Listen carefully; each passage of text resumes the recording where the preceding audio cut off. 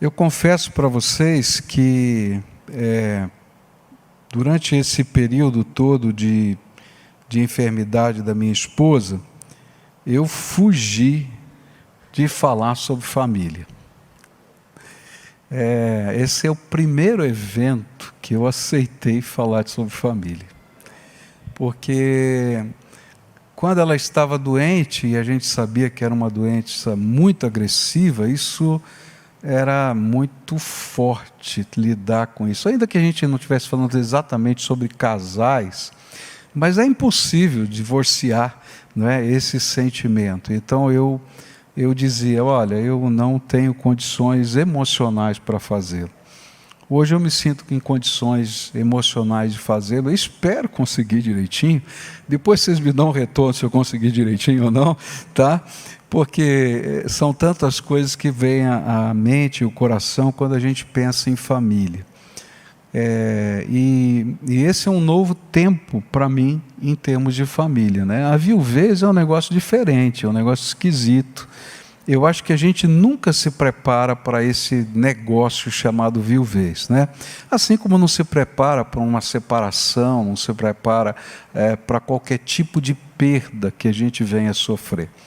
Mas eu queria compartilhar com vocês um texto bastante conhecido das Escrituras e que geralmente ele é usado na perspectiva dos casais. Mas eu queria olhá-lo hoje na perspectiva da família, tá? Então me permitam fazer uma abordagem hermenêutica um pouco diferente do que os irmãos talvez já tenham ouvido em várias mensagens sobre esse texto.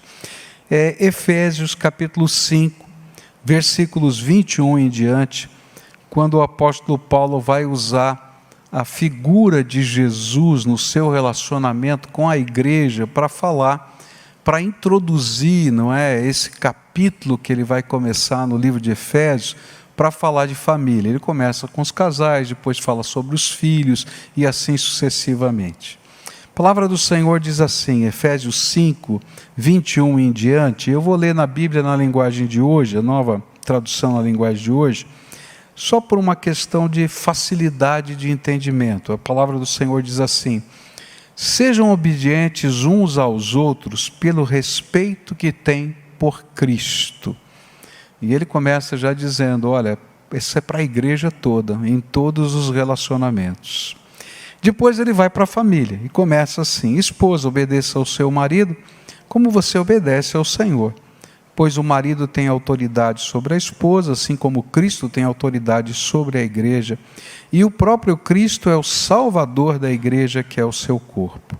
Portanto, assim como a igreja é obediente a Cristo, assim também a esposa deve obedecer em tudo ao seu marido.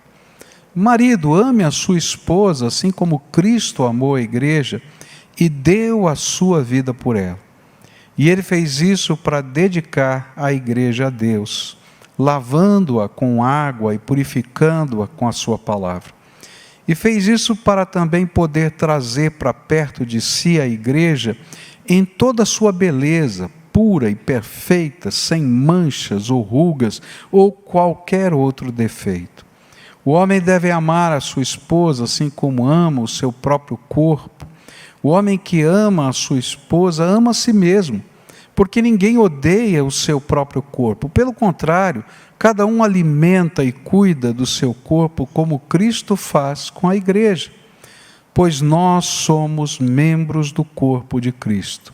Como dizem as Escrituras Sagradas, é por isso que o homem deixa o seu pai e a sua mãe para se unir com a sua esposa e os dois se tornam uma só pessoa. Há uma verdade imensa revelada nessa passagem das Escrituras, e eu entendo que ela está falando a respeito de Cristo e da igreja, mas também está falando a respeito de vocês. Cada marido deve amar a sua esposa como ama a si mesmo, e cada esposa deve respeitar o seu marido. Várias vezes na Bíblia, a nossa relação com Deus é simbolizada pela união conjugal. A gente vai encontrar no Velho Testamento, no Novo Testamento, essa figura, né? A união conjugal é como uma referência do relacionamento da igreja com o Senhor Jesus, ou de Israel com o Deus Todo-Poderoso, aquele que o tirou do Egito e assim por diante. E essa é uma tentativa de mostrar como o amor de Deus deve ser vivido dentro do nosso contexto de relacionamento com Deus. No entanto, essa figura, ela foi aplicada no sentido contrário. Todos os outros textos, ele mostra, não é, o relacionamento nosso para com Deus como relacionamento de marido e mulher. Não é? Aqui, ele mostra o contrário. Ele vai dizer que assim como Jesus tem um relacionamento com a igreja, a gente tem que aprender a se relacionar com a nossa família ou com o marido e mulher, e eu vou estender um pouquinho esse entendimento. E aí o apóstolo Paulo, nesse livro de Efésios, ele começa a falar, discorrer sobre família a partir daqui. E ele vai tomar como figura central, e aqui é importante dizer isso porque vai ser o foco da interpretação que eu vou trabalhar, o amor de Jesus pela sua igreja como modelo de amor, convivência de toda a família. Se a gente conseguir entender que é isso que Paulo está trazendo à tona, fica mais fácil a gente fazer as aplicações que a gente vai trabalhar aqui. E aí ele vai dizer o seguinte, olha, se você é capaz de amar como Jesus ama, e ele está dirigindo isso naturalmente para os homens inicialmente, então o respeito, a honra, eles são conquistados pelo amor de Jesus, que está demonstrado no seu relacionamento para com a igreja. Então eu quero olhar para esse texto nessa perspectiva inversa adotada por Paulo, para a gente tentar entender como funciona a família, quando a gente entende quais são as bases de um relacionamento familiar. E aí vai valer para marido e mulher, para pais e filhos e assim por diante. Primeira coisa importante que esse texto vai destacar, e eu acho que é o centro de tudo que Paulo está falando, é que nenhuma família consegue sobreviver, consegue permanecer viva em todos os seus relacionamentos, se a gente não aprender a viver algo que não é natural para a gente, que é um amor que se doa integralmente. E é isso que Paulo vai dizer. O amor aqui descrito nas Escrituras Sagradas, que está como modelo da família, ele tem o seu foco em Jesus, que teve a capacidade de se doar integralmente por nós. E teve a capacidade de ver o outro como mais importante, sem ter medo de perder a significância. Eu acho que esse é um dos grandes problemas da modernidade ou da pós-modernidade, você escolha, né? É que quando a gente discute família, o relacionamento marido e mulher, o grande temor, não é, das várias correntes sociológicas que tem ali, é que se a gente amar desse jeito, talvez você deixe de ser gente. Você deixe de ter significados, você deixe de ter valor. Mas o que a Bíblia está dizendo é justamente o contrário. Ele está dizendo que quando a gente aprende a amar dessa maneira que Jesus foi capaz de amar a igreja, a gente não perde o significado, ao contrário, a gente gera novos significados que perduram e que se propagam de geração em geração. Cada um de nós temos lembranças da nossa família. Não é? Então me permitam brincar com essas lembranças. Não é? Você vai trazer para as suas, tá? Eu estou pensando na minha. Tá? Então, quando garoto, a vovó era membro de uma igreja presbiteriana. ela mudou-se de bairro, né? E ela era membro de uma igreja batista. Chegou bem ali, questão de 200 metros da casa dela, começou uma congregação presbiteriana, a igreja presbiteriana de Pirituba, em São Paulo, onde o meu primo se tornou depois pastor daquela igreja, o pastor Adrien, né? Se tornou pastor muitos anos depois. E ali, então, ela tinha o seu compromisso. Ela era professora da escola dominical, e ela não abria mão disso. Uma mulher que tinha 4º ano primário, tinha muitas dificuldades culturais, vamos dizer assim, mas muito ativa, trabalhadora e tal. E ela trabalhava na feira. Feira mesmo, feira livre, né? E lá em São Paulo, a feira livre é diferente daqui. A feira livre aqui é uma beleza, começa à tarde, não é? Porque lá em São Paulo começa de manhã, de madrugada. Então a vovó dormia no caminhão do vovô, 3 horas da manhã ela estava lá dormindo no caminhão do vovô. E quando chegava o sábado, que era a melhor feira dela, tá? Porque domingo ela não ia para a feira, vovô não era crente, arrumou a maior encrenca, porque ela dizia, não vou para a feira, é o dia do Senhor e ponto final. E o vovô então desistiu da feira de domingo. Mas ela no sábado chegava cansada, ela ia preparar a aula da escola dominical. Mas ela gostava que toda a família estivesse no domingo na casa dela. E a casa dela era o lugar da festa. E começavam a chegar os netos. A vovó tinha trabalhado o sábado, tinha preparado a lição da escola dominical, foi para o domingo de manhã para a igreja. E ela chegava tarde, né, porque o culto era depois da escola dominical, e ela participava do culto. E as cadeiras da casa dela eram as cadeiras do templo. Então, quando a gente chegava, ainda tinha que buscar a cadeira lá na casa de Deus, lá no templo, né? E aí a vovó ia para a cozinha. E assim a gente pensava, mas como é que vai ser esse negócio? Mas essa era a hora mais gostosa, porque a vovó fazia o macarrão.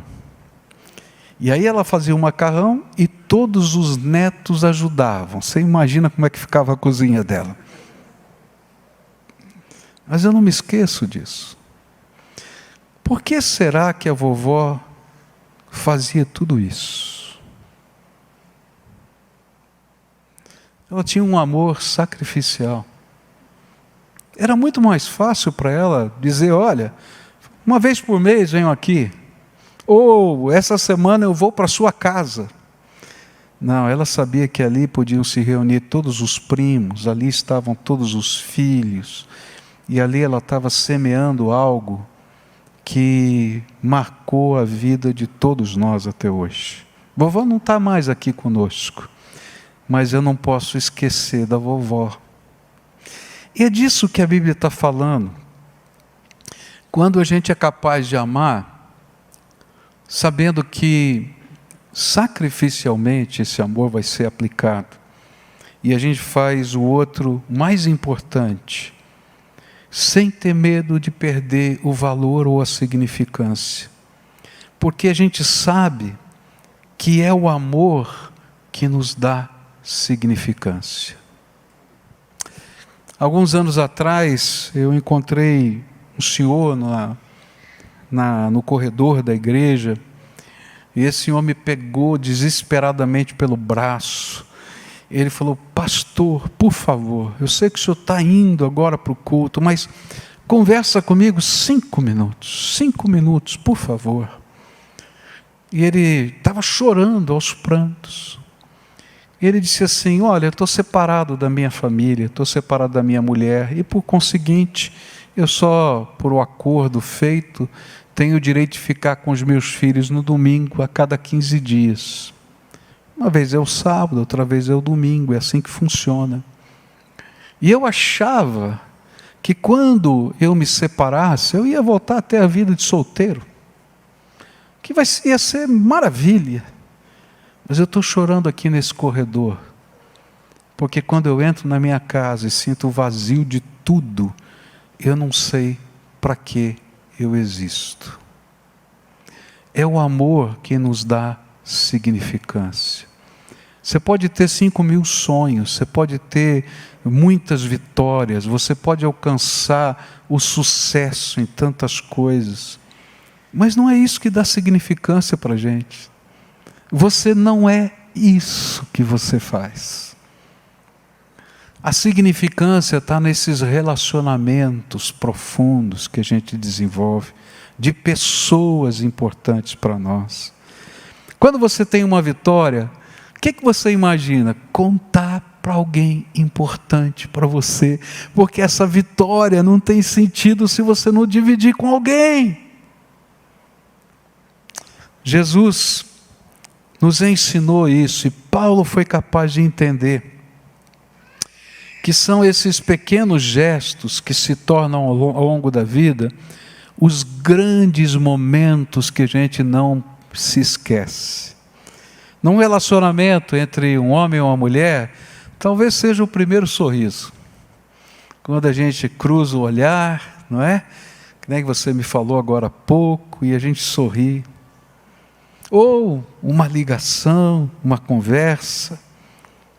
Para mim, no meu relacionamento com a minha esposa, a tradição que a minha esposa fez durante todos os anos de casamento, 41 anos de casamento, em que ela me levou na cama, enquanto estava sã, naturalmente, mas quando não estava sã, ela arrumou um jeito de fazer isso através das pessoas que a ajudavam.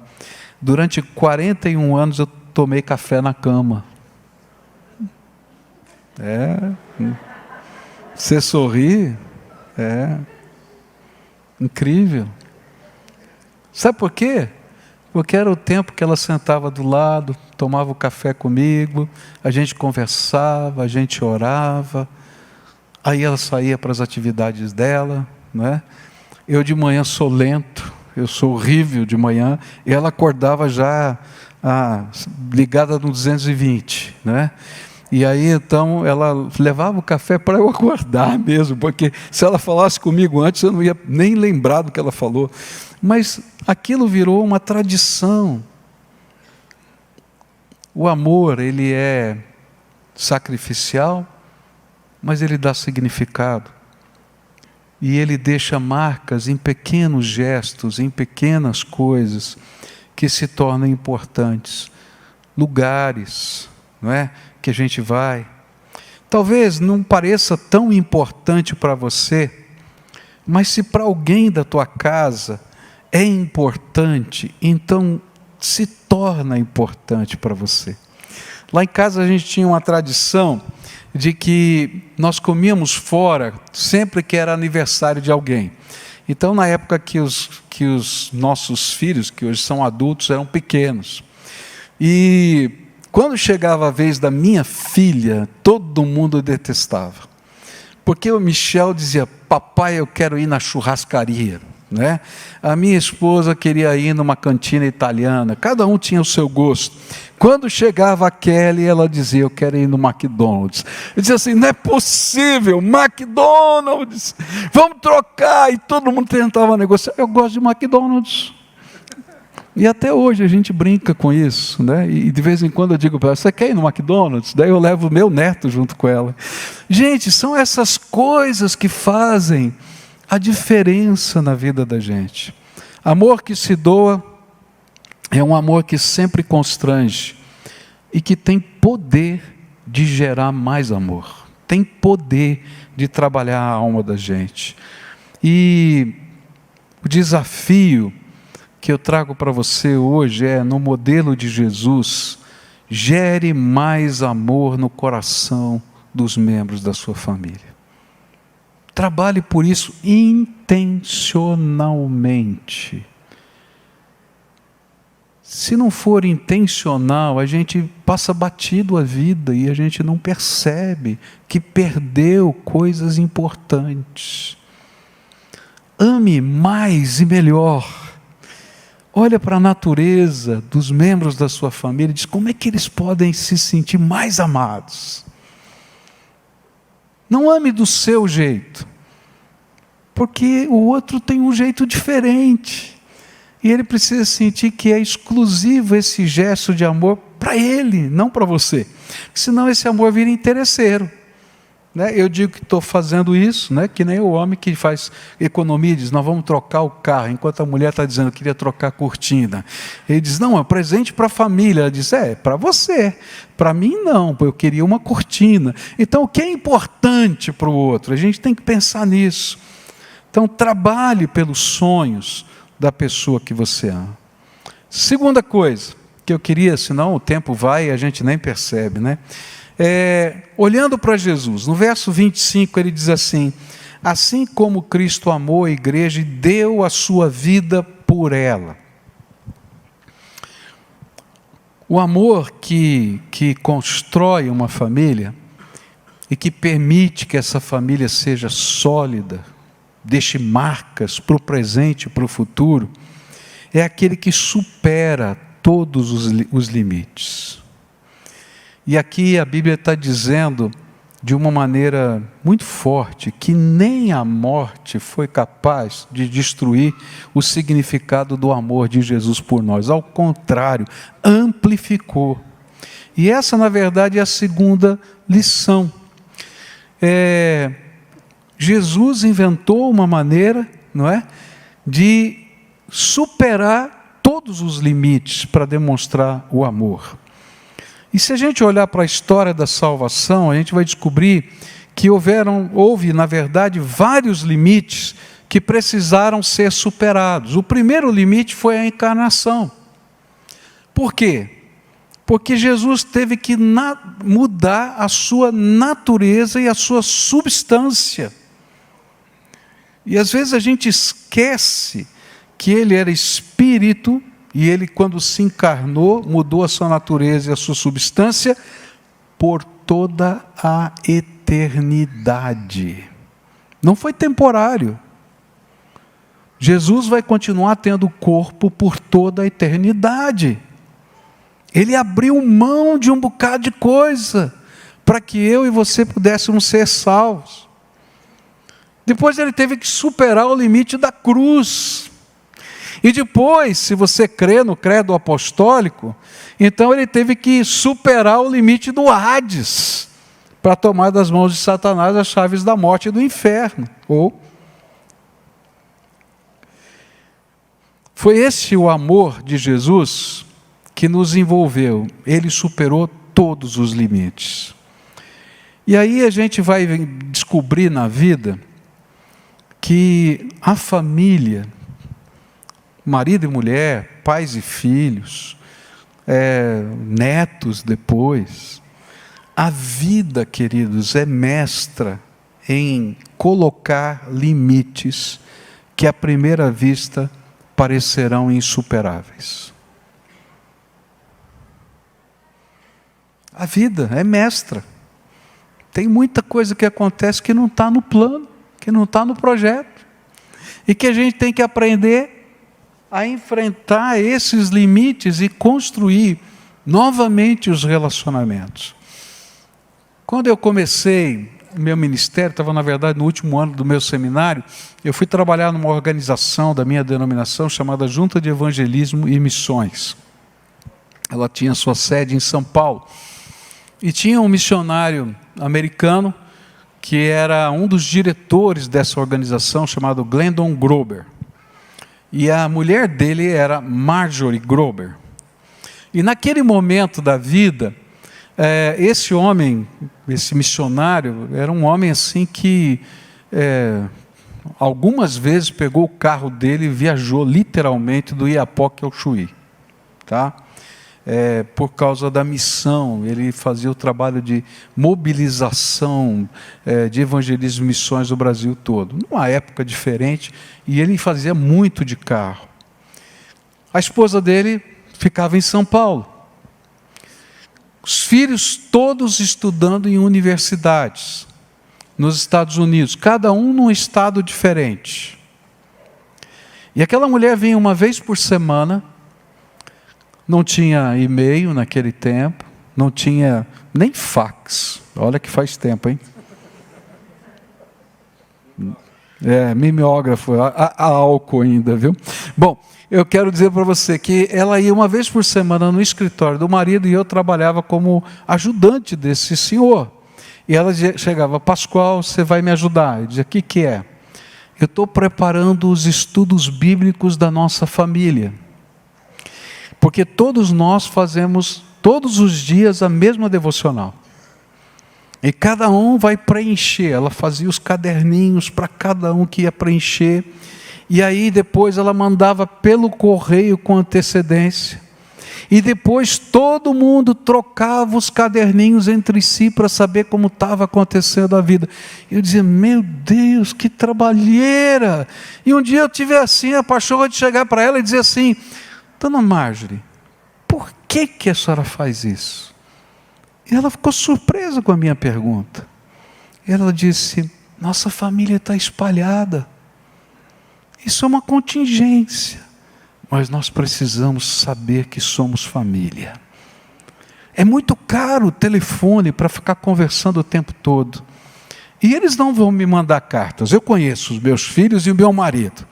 Mas o estudo bíblico eles vão mandar. Então assim, a gente vai manter o contato.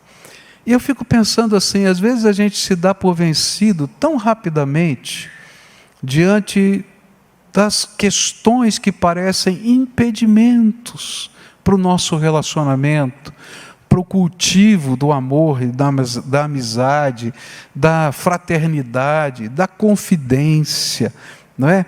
E queridos, não tem como a gente abrir coração se a gente não tem proximidade. Então Jesus ensina para a gente que se a gente quiser viver esse tipo de amor, a gente tem que estar disposto a enfrentar os obstáculos, os limites que se interponham nos relacionamentos familiares. E aqui, queridos, vale para marido e mulher, para filhos e pais.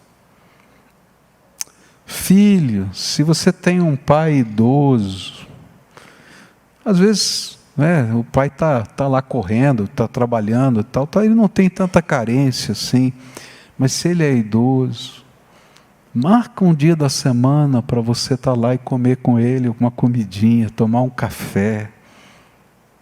Entende o que eu estou falando? O problema não é o café, é a tradição que se forma. Esse dia é o dia que meu filho vem aqui. Minha esposa faleceu. Minha filha, 2 vezes por semana, vem almoçar comigo. E ai de mim se desmarcar o almoço com ela. Essa semana, o meu dia de almoçar com ela um dos dias é quarta-feira e sexta-feira. Essa semana, quarta-feira, é dia de atendimento na igreja, e eu estava com a minha agenda lotada, e a minha secretária colocou desde meio-dia em diante eu atendendo. Ela chegou sexta-feira na minha casa e disse: me deu cano, hein, pai? E não teve nem coragem de falar comigo, mandou a sua secretária me avisar. Está entendendo? Isso tem valor. Como tem valor. A gente tem que aprender a enfrentar os limites. Eu não vou falar muito sobre isso, mas que mexe muito comigo. Às vezes os limites são doenças. Minha esposa ficou 9 anos na cama, uma doença degenerativa, ela foi perdendo toda a capacidade de tudo, até para se virar na cama, não é? Ela precisava de ajuda, ela não conseguia se virar. Mas sabe qual é a lembrança que eu tenho da noite anterior da sua morte? Foi um dia muito corrido, ela recebeu visita da minha irmã, do meu filho, fez fisioterapia, ela estava tão cansadinha, mas ela ficou de mão dada comigo, ainda escolheu o filme para a gente assistir. Sabe que quando a mulher escolhe filme, é romântico, né? Dormiu no meio do filme, não teve problema. Mas essa é a lembrança que eu tenho, da última noite que a gente estava juntos. A gente pode superar qualquer limite no amor, E é isso que a Bíblia está ensinando para a gente. Nós temos sido treinados pelo mundo para olhar o valor das pessoas dentro da própria família como descartáveis. A gente aprende no trabalho, a gente aprende na sociedade que as pessoas são descartáveis. E a gente leva esse conceito, talvez, para o relacionamento marido e mulher. Não vou dizer a mesma coisa com o relacionamento pais, mães e filhos. Mas em termos de marido e mulher, descarta. Não é isso mesmo que o mundo fala? Enquanto que Jesus está ensinando para a gente que cada pessoa amada precisa ser insubstituível para nós.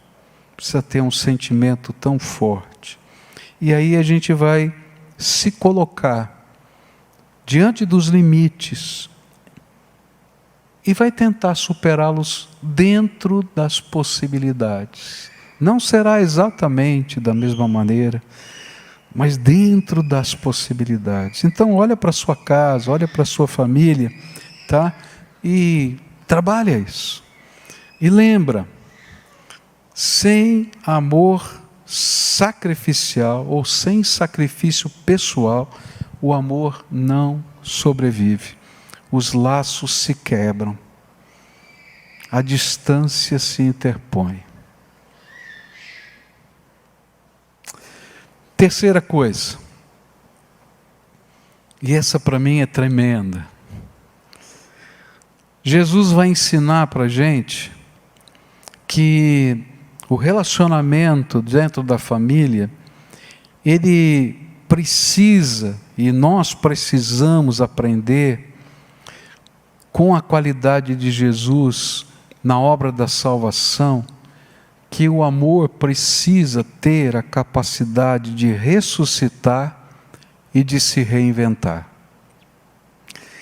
Então, quando parecia o fim, Jesus ressuscitou.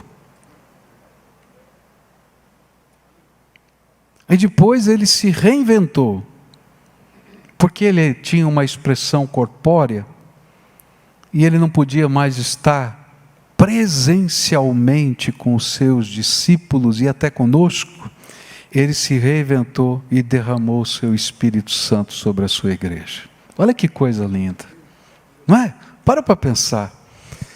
Quando todo mundo está dizendo, acabou, até os dois lá no Emaús, acabou, está lá Jesus andando com eles, ressuscitei. E aí quando ele está dizendo, bom, vou subir aos céus, ele diz assim, mas permaneçam aqui na cidade, porque eu vou mandar o meu Espírito. E aquela profecia de Joel vai se cumprir. Todo aquele que invocar o nome do Senhor vai receber esse Espírito Santo. Olha que coisa linda. E assim é o amor na família, queridos. O amor na família, ele não sobrevive se a gente permite que as mágoas acumulem-se dentro de nós. E quando nós erramos um com o outro, e quando as pessoas ficam aquém das nossas expectativas, e eu quero dizer, todos ficam aquém da expectativa do outro. Não tem ninguém. Não adianta olhar para o pastor Juarez, para o reverendo aqui, não é Davi, não é? Também, todos nós somos humanos e pecadores. Não tem ninguém. E aí a gente vai ter que renascer. E como é que o amor renasce, queridos? Com o perdão. É a única maneira do amor renascer. Não existe maneira do amor renascer se a gente não liberar perdão. Eu não posso voltar atrás e resolver o problema do passado. E às vezes a gente vai encontrar famílias que estão há 30 anos, 40 anos. Eu encontrei uma família, tá? 2 irmãos, crentes no Senhor Jesus, um está numa igreja, outro está em outra, mas que há mais de 30 anos não se conversam, por um problema de família. E quando fala, sobe aquela vermelhão na cara. E eu fico pensando, a gente não resolve o passado. Agora, o que está acontecendo? Os primos não se conversam, as esposas não se conversam, o irmão não se conversa. Quem está perdendo são eles. E aí a gente tem que aprender a poder ressuscitar isso. E como é que a gente ressuscita? A gente ressuscita com perdão. Lá em São Paulo, quando eu pastoreava em São Paulo, ainda existia lista telefônica naquele tempo, e a minha igreja começava com a letra A, então ela era uma das primeiras, estava na lista telefônica. E teve um casal que com seus filhos pequenos, e sentindo o desejo de buscar alguma coisa, falaram, vamos numa igreja diferente? Vamos. Mas qual? Vamos pegar a lista telefônica e achar uma. E aí foram naquele domingo na nossa igreja. E aquele domingo era Dia das Mães. E eu preguei um sermão sobre família, sobre restauração e perdão. E aí aquele casal ficou muito impactado, eles tinham um problema de relacionamento com a mãe do marido. E já há 3 ou 4 anos não se falavam. E quando terminou o culto, um olhou para o outro e falou, o que a gente vai fazer? Hoje é Dia das Mães, tal. Aí a esposa, que estava mais magoada, disse, vamos lá na casa da sua mãe. Aí ele falou, mas como é que a gente vai chegar lá? Na cara de pau, assim, agora na hora do almoço, como é que vai ser? Ela falou, olha, a gente faz o seguinte, a gente vai numa rotisserie, compra alguma coisa de comida, e a gente vai com o prato de comida e põe os netos na frente, toca a campainha, e ela vai primeiro ver os netos. Tá?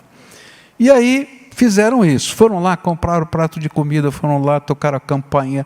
Quando abriram a porta, foi aquele sensação estranha, mas o netinho estava lá, tal, vovô, vovó e tal, não sei o quê, entra, tal, não sei o quê, e aí ninguém falava nada, foram comer a comida, ninguém tocava no assunto, aquela coisa toda.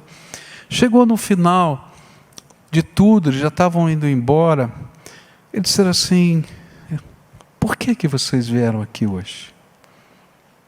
E aí então os dois disseram, hoje pela primeira vez a gente foi numa igreja, e a gente ouviu uma mensagem, que a gente não podia viver assim, guardando coisas no coração. Então nós viemos aqui para restaurar, nossos netos precisam de avós, nós precisamos de vocês, e eu acho que vocês também precisam da gente. Eles começaram a chorar e disseram, que igreja é essa? Tem culto hoje à noite? Falou, acho que tem, era a primeira vez. Eu vou com vocês lá. E eles voltaram à noite com a família toda. Gente, o amor pode ressuscitar relacionamentos, se a gente tiver coragem de perdoar.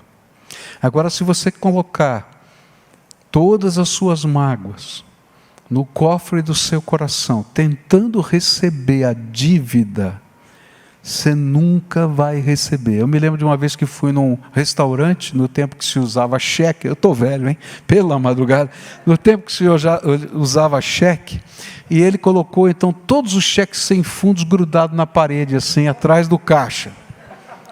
E eu fui lá e falei, o que é isso aí, cara? Falei, esses sem vergonhas que deram isso aqui, para eles saberem. Eu falei assim, o cara nunca mais vem aqui, e nem vai, se vai pagar para o garçom, nem vai vir aqui nada. Esse cara está colecionando a dor do coração dele, que não vai resolver nada. O cheque sem fundo nunca mais vai ser pago, meu amigo. Lembra disso. Então, dá a volta, vamos seguir a vida. E quando a gente aprende a perdoar, e isso é a ressurreição, a gente vai aprender a reinventar o amor. Por quê? Porque o amor que não se reinventa não dura. Em cada etapa da vida, existem demandas diferentes. Existem coisas que estão acontecendo que pedem um tipo de amor diferente, um tipo de gesto diferente. E se a gente não entender que precisa reinventar o amor, ele se esfria. Então, vou falar aos casais aqui, tá? Há sentimentos, há desejos, há sonhos, há projetos que estão no coração de um e de outro. E quando a gente não se importa com esses sentimentos, esses desejos, esses projetos, à medida que o tempo vai passando, a gente tem uma crise. E essa é uma crise humana, natural, psicológica. E essa crise é a seguinte: quanto tempo de vida útil eu tenho? E quando é que eu vou conseguir alguns desses sonhos?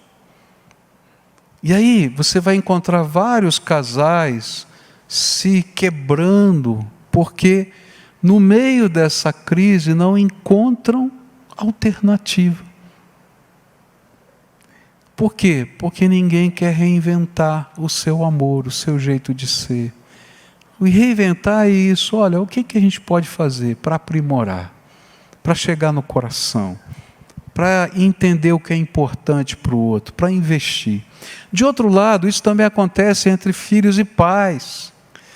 Tem momentos na vida que a gente se reinventa. Vou falar baixinho aqui, né? Quem já não andou, quem foi o pai e a mãe que já não andou de sapato furado só para comprar um tênis novo para o seu filho? Não é verdade o que eu estou falando? A gente se reinventa. Agora, se a gente não for capaz de se reinventar nesse processo de vida, o nosso amor pode se esfriar de alguma maneira. E aí, a gente tem que aprender, com a graça de Deus, a gente pode desenvolver essa capacidade de se reinventar e de perdoar. E vou terminar, porque eu já falei demais aqui, perdoe-me, tá? É que a palavra de Deus, olhando para Jesus de novo, dos versículos de 26 até 33, a gente vai aprender essa última lição aqui. E essa última lição é que o amor de Jesus fez do essencialmente diferente o intrinsecamente único. Ele vai fazer na minha vida, por causa da graça dele, daquilo que era carnal, o espiritual, mediante a ação do Espírito Santo. Mediante a ação de uma só fé, de um só batismo, de um só povo. E ele faz isso na vida do casal, quando ele faz dos dois uma só carne. E quando ele faz, dentro de uma família, gente tão diferente, mas tão diferente. Começando com marido e mulher, que são diferentes em personalidade, diferentes em cultura. E eu digo que geralmente o primeiro ano do casamento é um ano de estresse, porque a gente vai ter que adaptar as culturas, não é nem do seu jeito, nem do meu, a gente vai inventar um terceiro jeito, não é? Mas depois vem os filhos, e cada filho é diferente do outro. E você diz, não, eu vou educar igualzinho, educa nada igualzinho. Fala a verdade, tem pais aqui, avós aqui, levanta a mão, quero ver aqui. Não é verdade o que eu estou falando? Porque os temperamentos são diferentes. Um é mais dócil, você fala, ele diz, pois não. O outro diz, não faço. Não é verdade, tá? E aí, a gente vai moldando isso para quê? Para haver unidade na casa. E com a graça de Deus, a gente aprende a transformar o que era essencialmente diferente em algo único, que se chama família. E não tem uma família igual a outra. Não tem uma família igual a outra. Alguns anos atrás eu falei dei um curso, né, sobre segundas núpcias. pessoas que se casam, não é? Ou quando houve um divórcio, ou quando aconteceu uma viuvez. E eu disse que é uma das grandes lutas, as segundas núpcias. Por quê? Porque a gente carrega o sentimento que a gente vai construir aquela família que não existe mais. E de repente você tem que reinventar uma outra que mistura tudo, não é? Que tinha uma cultura com outra cultura. E tem muita gente que não consegue. Eu não estou dizendo que é impossível, eu estou dizendo que é um desafio. Tá? E o que a gente vai aprender é que Jesus fez isso conosco. Não é? E a gente tem conflitos entre a natureza carnal e espiritual até hoje. E a gente tem que aprender a lutar e a desenvolver aquilo que tem de fato valor na nossa vida. E a gente já vai ter que lutar e aprender a desenvolver o que de fato tem valor dentro da família, para pegar o que era essencialmente diferente e fazer algo único, algo abençoado, algo dirigido pela graça de Deus. A minha oração hoje aqui, e eu termino com isso, a minha oração hoje aqui é, se você esquecer tudo, lembra disso, o modelo é Jesus. Leva o modelo de Jesus para os seus relacionamentos. Leva o modelo de Jesus para a sua casa. Leva o modelo de Jesus do perdão. Leva o modelo de Jesus da reinvenção. Leva o modelo de Jesus da ressurreição. Leva o modelo de Jesus de um amor sacrificial. Leva o modelo de Jesus para construir o que parece impossível do que era essencialmente diferente em algo único, poderoso, abençoador. E com a graça de Deus, famílias fortes existem, podem existir e podem se transformar aquelas que estavam fracas em fortes com a graça do Senhor. Pastor, devolvo a palavra para ti.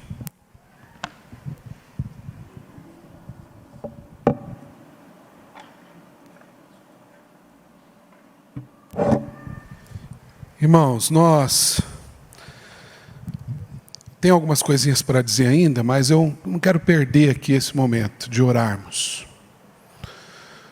Essa palavra mexe muito com a gente.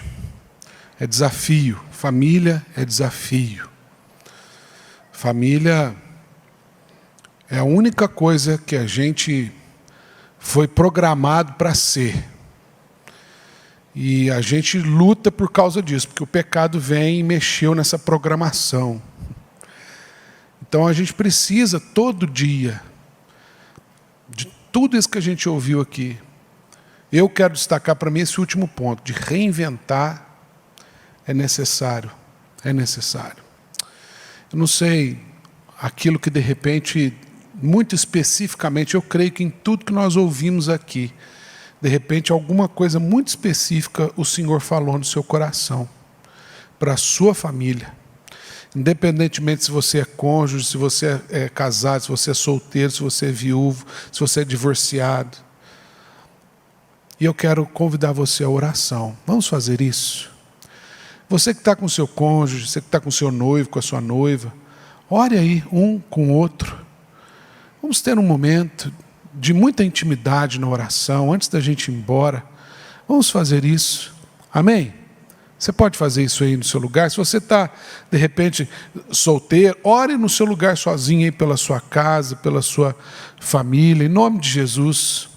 Tá bom? Vamos fazer isso. Vamos separar um tempinho para a gente orar.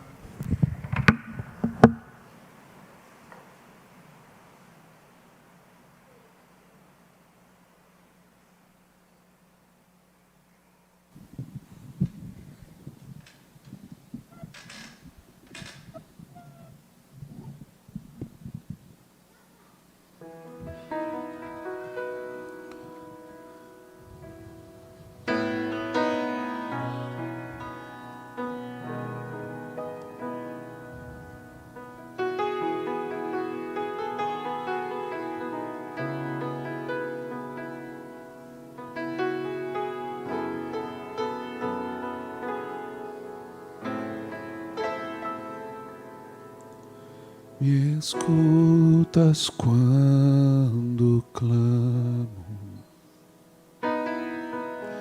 e acalma o meu pensar. Me levas pelo fogo, curando todo meu ser.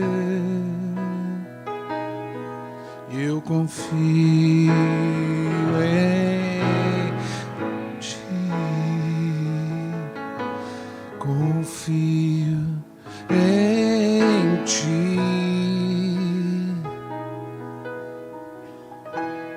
Creio que Tu és a cura, creio que és tudo para mim.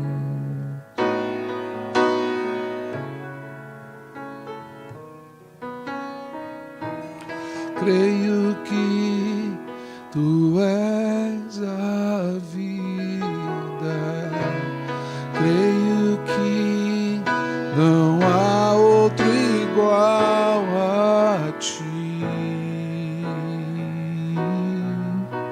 Jesus, eu preciso de Ti. Não há outro igual a Ti. Jesus, eu preciso de Ti.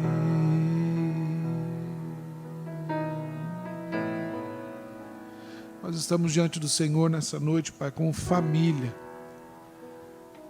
E quando o Senhor nos criou, o Senhor nos criou assim. O Senhor nos criou, Deus, num contexto onde a gente se identifica um a partir do outro, no outro. O diagnóstico do Senhor foi esse: não é bom, não está pronto o homem sozinho. A gente só se identifica contigo assim, Deus.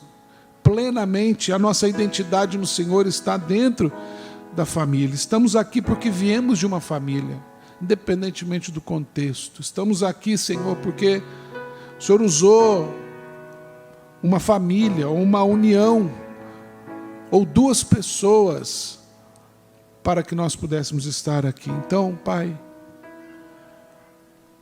o Senhor que nasceu numa família, o Senhor viveu essa experiência, o Senhor sabe o que a gente está falando, o Senhor sabe dos nossos dias, como é difícil ouvir essa Tua palavra, Senhor, e amar como o Senhor ama a igreja, a submissão, a entrega, a renúncia diária, Senhor.